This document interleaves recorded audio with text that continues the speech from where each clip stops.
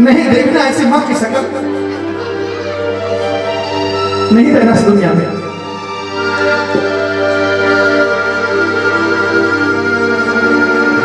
भैया किनारे गए, देखा कोई देख नहीं रहा, चारों तरफ इधर देखा उधर देखा, सड़क से कटारी निकाल ली, जहां गिलाव अपने सीने में मान ले, निकाला खाना और अपने सीने में मान के दौड़े। इतने में ही कौशल्या मैया ने देख लिया, अच्छा समय था, कौशल्या ने देख लिया, वहां से दौड़ी, बेटा भरत चिल्लाई और जोर से खाना पर हाथ मारा, खाना दूर जाकर फर्श पे दूर जाकर फेंक गया। मां ने सीने से लगा लिया, बेटा ये क्या कर रहा है तू? तुझे मालूम है मैं क्यों जिंदा हूं? मुझे भी तुम्हारे पिता के साथ मर जाना था, क्यों जिंदा हूं? तेरा भाई छोड़कर चला गया, मैंने सोचा मेरा बेटा भरत न ध्यान से कभी तो लौट के आएगा, बचा जीवन उसके साथ काट लूंगा। मरने से पहले ख्याल ये मां क्या करेगी? क्योंकि मेरी सौगंध में भरत अपने आप को मिटाने की सोचना भी था। मां के बारे में कुछ तो सोचा होता बेटा। भरत भैया बहुत रोते, कहा मां मैं क्या करूं? जो कलंक सर पे रखा है ना लोगों ने, किस किस को मैं अपनी बेगुनाही का सबूत दूंगा? लोग कहेंगे भरत ने अपनी मां को भरा होगा, इसलिए कई ने भरत की भलाई के लिए, उसको राजा बनाने के लिए भरत की राजगद्दी मांगी। मैं भगवान शंकर की कसम खाकर कहता हूं मां, इसमें मेरा कोई दोष नहीं है, मेरी मां से कोई बात नहीं है, मुझे मेरा भाई चाहिए, राज नहीं चाहिए। सीने से लगाया मां ने सीने से लगाया, बेटा भरत मैं दुनिया को तेरी बेगुनाही का सबूत मैं दूंगी, मैं बताऊंगी दुनिया को कि मेरा बेटा भरत निर्दोष है, मैं बताऊंगी दुनिया को। मां जीने का मन नहीं करता। शत्रुघ्न आए, शत्रुघ्न कहते भैया भैया ये क्या कर रहे हो? आज तो मां ने बचा लिया। भैया शत्रुघ्न मेरे भाई हो ना, अगर मुझे कुछ हो जाए ना फिर कहता हूं मैं, तो कृपा जरूर करिएगा। शत्रुघ्न शत्रुघ्न किनारे सरयू के, मेरी भी चिता सजा देना।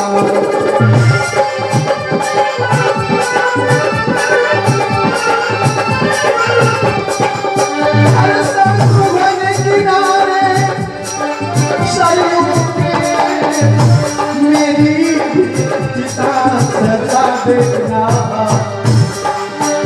वो जभी पिता का दाह कर्म मुझको फिर साथ सुना देना।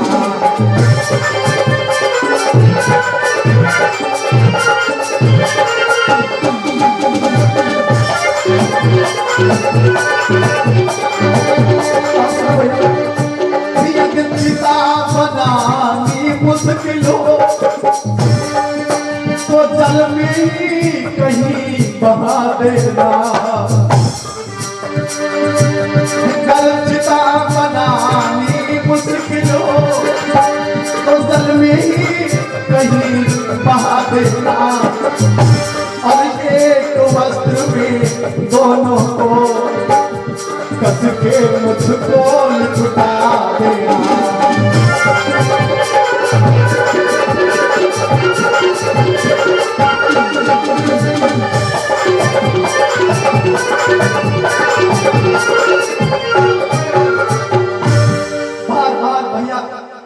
शत्रुघ्न कहते हैं भगवान के लिए ऐसा मत करिए, मैं आपको कुछ होने नहीं दूंगा। शत्रुघ्न ने एक बात याद दिलाई, तब जाके भरत अपने मरने का निर्णय छोड़ते हैं। क्या आप भूल रहे हो भैया? हर पुत्र का धर्म होना चाहिए कि अपने पिता की आखिरी इच्छा पूर्ण करनी चाहिए। आपको मालूम है आखिरी इच्छा क्या थी? आखिरी इच्छा यही थी, बड़े बेटे राम को राजा बना दो। क्या उनकी इच्छा पूर्ण नहीं करोगे? सही कहना दो भैया।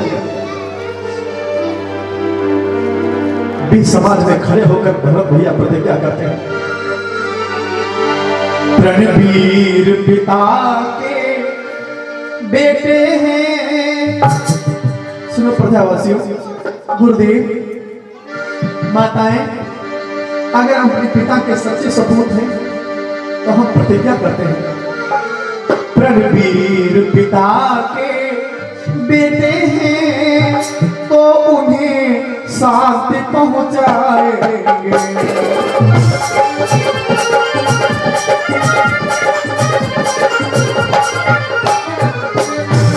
रणवीर पिता के बेटे हैं भैया तो उन्हें शांति पहुंचाएंगे।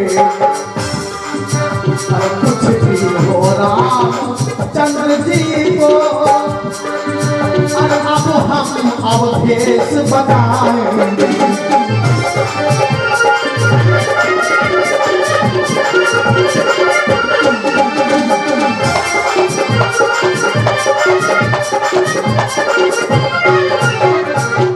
कुछ भी हो, कुछ भी करना पड़े, किसी भी हद से गुजरना पड़े, मैं तब तक दम नहीं लूंगा जब तक अपने पिता की आखिरी इच्छा को पूर्ण नहीं कर दूंगा। भरत शांति से बैठेगा नहीं। प्रतिज्ञा कर लेते हैं भैया भरत। लोगों से कह दिया,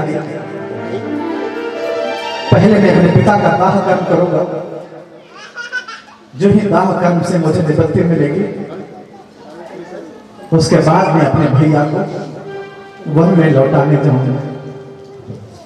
गुरुदेव ने कहा, पहले अपने पिता का दाह कर्म कर दो, उनकी आत्मा को साफ दीजिए।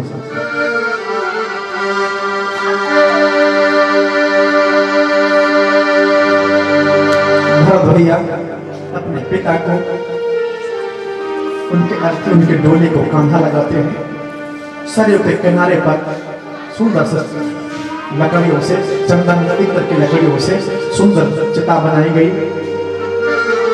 वैराग्यपूर्ण शिक्षादायक वहां एक दृश्य सरयू पर था।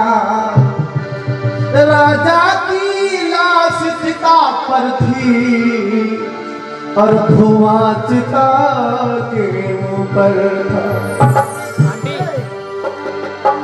सभी ने प्रार्थना किया, महाराज की आत्मा को भगवान अपने चरणों में अनुराग दे सकते।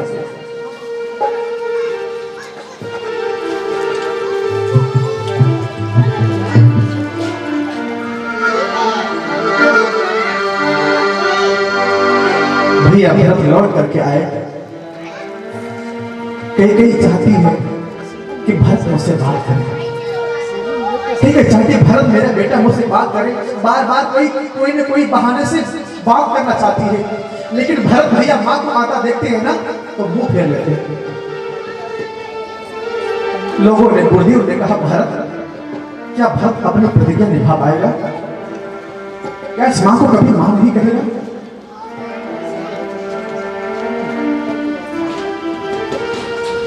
जब ये माँ इधर देख पड़ती है ना, भरत भैया मुंह फेर लेते हैं। माँ ने आंखों में आंसू भर के कहा, भरत ने देखा, पीछे मुड़ गए, भरत खड़े हो गए, बोले बेटा एक बार रुक। वहीं पर भरत भैया खड़े हो गए, लेकिन पीछे मुड़े पड़े। माँ के ही कहने लगी, बेटा मैं जानती हूँ तो मुझे माँ नहीं कहेगा, पर इससे बड़ा एक माँ के लिए दुख हो क्या हो सकता है, जिसकी अपनी औलाद उसको कभी माँ नहीं कहे। अपनी औलाद ये कहे कि मैं तुम्हें माँ नहीं कहूंगा। मैंने कुंती से तेरे हित के लिए काम किया था, लेकिन बेटा मेरी मति मारी गई थी। मथुरा डायन के ऐसे बहकावे में आ गई, मेरी मति मारी गई थी। मैं समझ नहीं पाई कि मैं क्यों कर रही हूँ, क्या कर रही हूँ।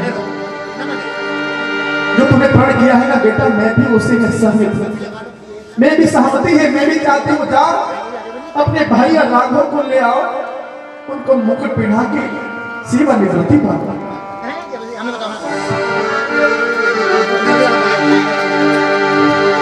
लौटा कर वन से रघुवर को हम भी चाहते, उनका हक उनको दो बेटा।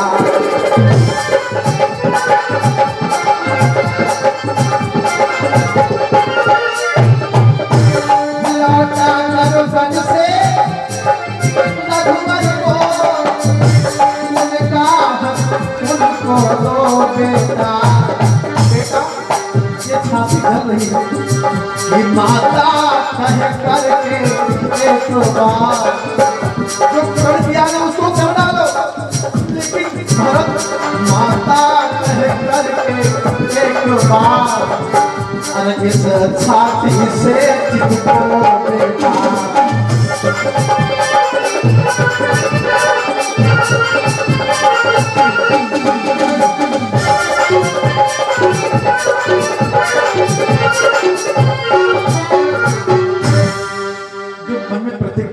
भरत उसको भी करो मेरी सम्मति से, मैं भी आज्ञा दे रही हूं, जाओ भरत भैया को ले आओ, राजा बना दो। लेकिन एक बार मुझसे मां कह दो, मां एक बार मां कह दो, तुझे नहीं मालूम मैं कितना जल रही हूं। अगर तूने मां नहीं कहा ना तो भाई तो आएगा लेकिन मां नहीं पाओगे। मैं तेरा ये रूखापन बर्दाश्त नहीं कर पाऊंगा। भरत जी ने कहा पहले मैं अपना काम करूंगा। हाथ जोड़े कहा पहले मुझे अपना काम करने दे। मां ने कहा जा ले आ। आदेश किया प्रजाजनों, हे ताजजनों, हम मां भगवान भला करें, हम संग से बंद रहे।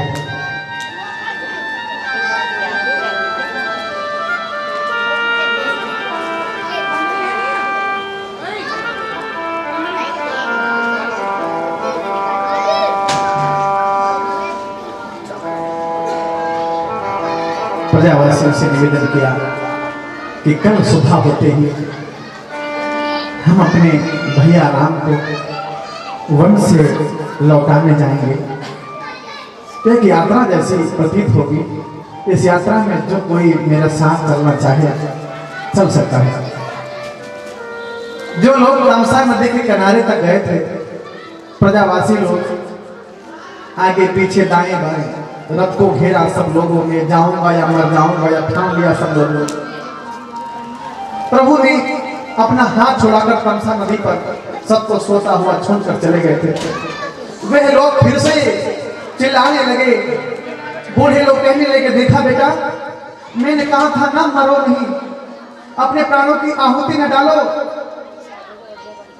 राघव का दर्शन होगा। प्रभु ये मैं जानता था कि तुम्हारा दर्शन होगा, पर इतना जल्दी होगा यह नहीं जानता था। चिल्लाने लगे लोग, हाँ हम चलेंगे, राघव से मिलने हम चलेंगे। सब कुछ बूढ़े गिने चुने जो मंत्री थे ना, अयोध्या के रखवाली के लिए छोड़े जाते हैं, बाकी सब लोग उस यात्रा में सम्मिलित होते हैं।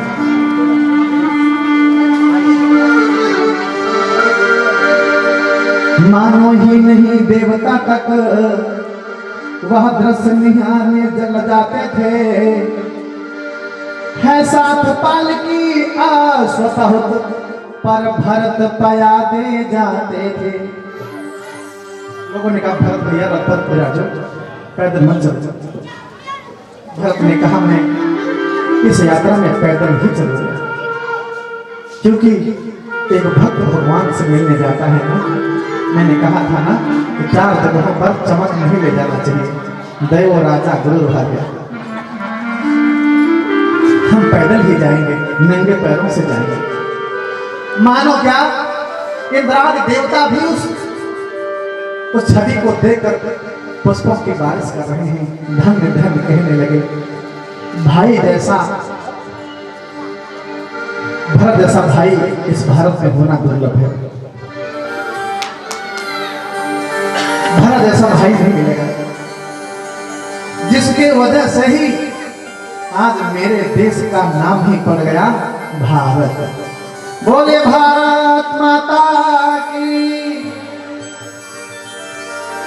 कहा था 3 भरतों के वजह से, शकुंतला पुत्र भरत, जड़ भरत, भैया भरत, 3 भरतों के नाम से मेरे देश का नाम भारत पड़ा है।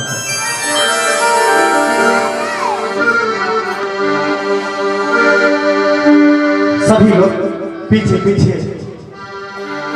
दौड़े दौड़े जा रहे हैं।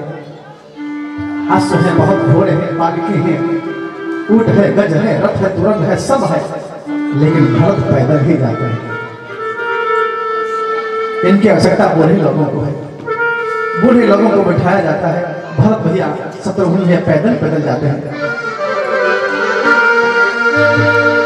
धीरे धीरे तमसा नदी के किनारे जाकर के पहुंचे, जहां वनवास काल के राघव ने प्रथम रात्रि बिताई थी।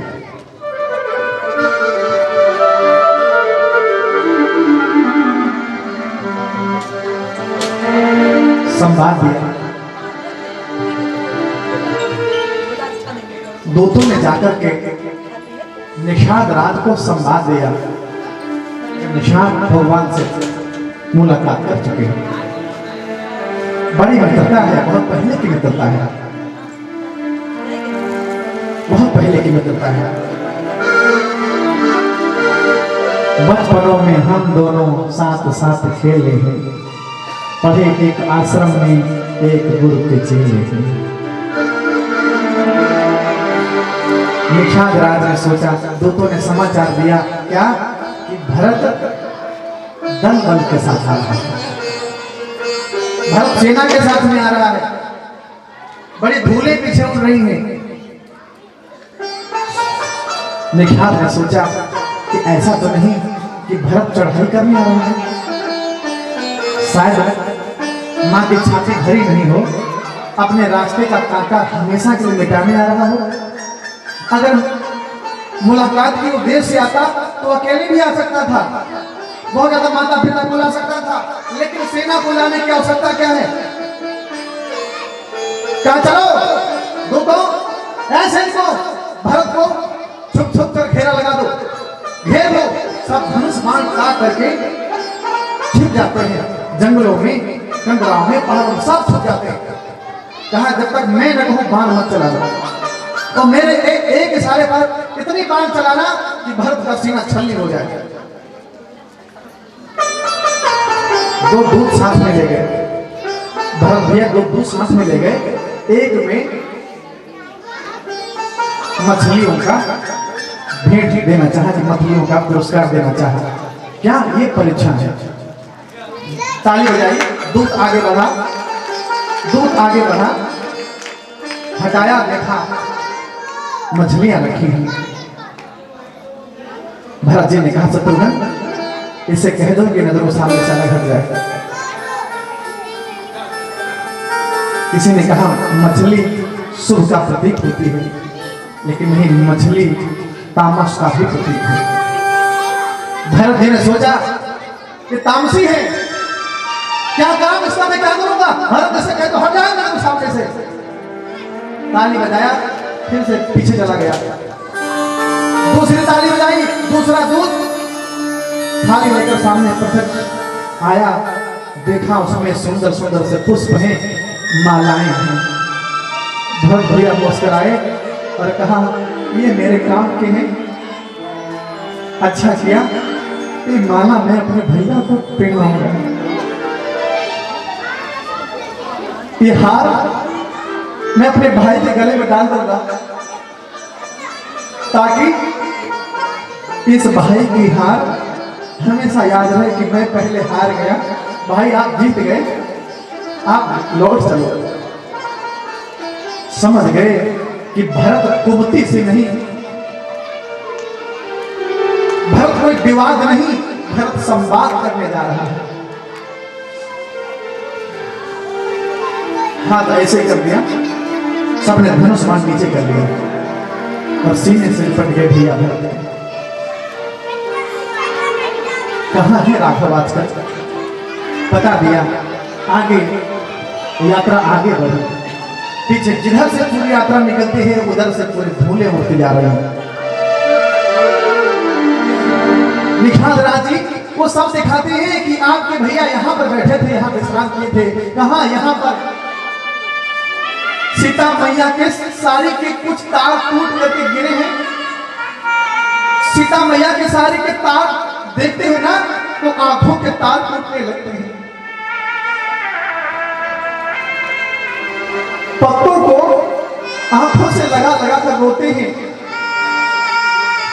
कि पत्तों करता बे वीर हो तुम।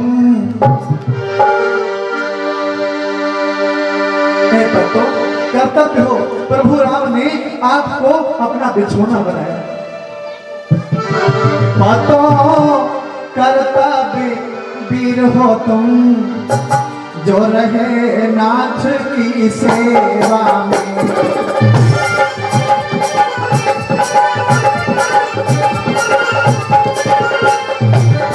हर पत्तों करता बे वीर हो तुम, जो रहे नाथ की सेवा में।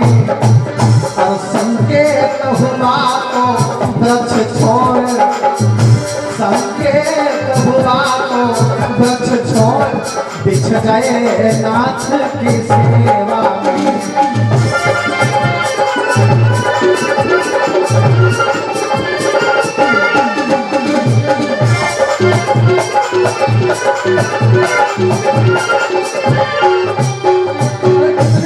वीर हो, प्रभु का आदेश मिला तो तुम वृक्षों का साथ छोड़कर प्रभु की सेवा में बिछ गए।